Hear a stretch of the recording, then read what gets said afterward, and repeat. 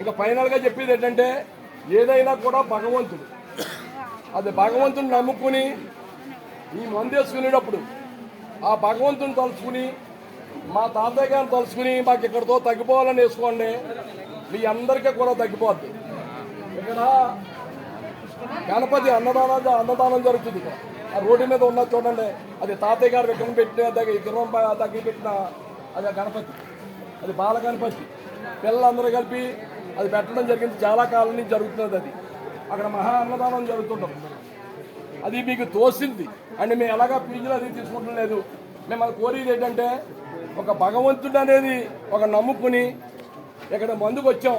అయ్యో పేషెంట్ల దగ్గర ఎలా చెప్తారేటో అనుకోవద్దు.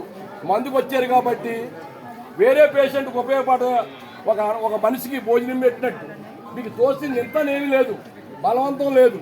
మీరు అక్కడ కమిటీ వాళ్ళు వచ్చి ఆ వసూలు చేసుకుంటున్నారో అది మీరు అన్నదానానికే మీరు ఉపయోగపడినట్టు ఉంటుంది. మీరు ఆపదలు వచ్చారు కాబట్టి ఒక మనిషికి దానం చేస్తే అది మీకు కూడా పుణ్యం కాబట్టి మీకు తోసింది ఎంతో కొంత ఇస్తే ఆ కమిటీ వాళ్ళు ఆనందపడతారో ఆ భగవంతుడికి మీరు కూడా మంచి చేసినట్టు అవుతుంది. అంటే భగవంతుడు మంచి చేయడం ఎవరో సరిపో, ఆ భగవంతుడి పేరు మీద 10 మంది భోజనాలు చేస్తారు ఇక్కడ.